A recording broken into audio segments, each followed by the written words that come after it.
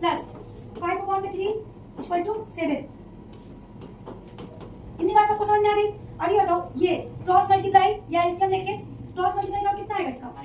इसका एलसीएम या तो क्रॉस 9x फिर 10y प्लस 10y। इतनी सब बच्चों बात समझ में आ गई? इसका मल्टीप्लाई 6 इक्वल टू 7। फिर 9x प्लस 10y कितना हो जाएगा? इसका मल्टीप्लाई से जब करोगे क्योंकि डिवाइड में है, उधर किस में जाएगा? मल्टीप्लाई में। कितना आ जाएगा? 42।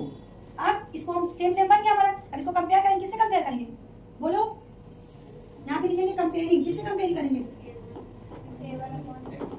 तेज बोलो। क्या किससे? a1x plus b1y plus c1 equal to 0 compare करेंगे। तो बताओ a1 की वैल्यू क्या दी है? 9। एक b2 की वैल्यू क्या दी है? b1 की वैल्यू क्या दी है? 10 और c1 की वैल्यू क्या दी है? माइनस का 42। कितना दिया है? माइनस का 42।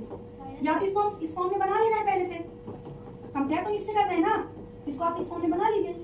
क्लियर हुई बात? इतना सॉल्व करने के बाद अब हम क्या करेंगे? अब इक्वेशन दूसरी लेंगे। तो पहली बार इक्वेशन सॉल्व हो गई, अब क्या लेंगे? दूसरी इक्वेशन क्या है हमारी? 9x माइनस का 10y इक्वल टू 14। अब इसको किससे कंपेयर करेंगे? ये तो पूरा अच्छे से मेथड में लिखा हुआ है। इसको किससे कंपेयर करेंगे? इसको भी लिखेंगे कंपेयरिंग। a2 करेंगे क्योंकि a1 कर चुके ना।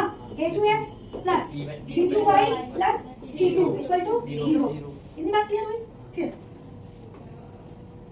अब a2 की वैल्यू क्या है हमारी? बताओ। 9।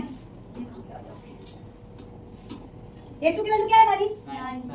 9। b2 की वैल्यू -10 और c2 की वैल्यू -14। बच्चा ये समझ में आया कि -14 कहाँ से आया? ठीक है, क्योंकि हम इसको क्या कर लिए? साइड सीक्वेंस में लिख लिए।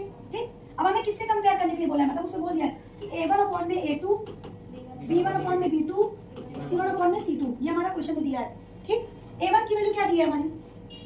क्या है? 9। a2 की वैल्यू 9 इक्वल टू b1 की वैल्यू 10, b2 की -10 इक्वल टू फिर c1 की वैल्यू क्या दी है?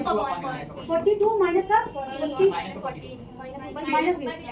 ठीक, इतनी बात क्लियर हो गई? आगे इसको हमने कैंसिल किया। इसको क्या कैंसिल किया? कितना है? 1। इसको कैंसिल किया कितना है? -1। इसको कैंसिल किया कितना है? 3। कितना है? प्लस का 3 क्योंकि माइनस निकल गया। अभी बताओ क्या ये सेम है? कहाँ सेम है? यहाँ पे क्या लिखा? प्लस, यहाँ क्या लिखा? माइनस। तो जब ये सेम नहीं होगा तो क्या होता है? नहीं मतलब कंसिस्टेंट है, इनकंसिस्टेंट। तो क्या लिखोगे यहाँ पे? These line are consistent।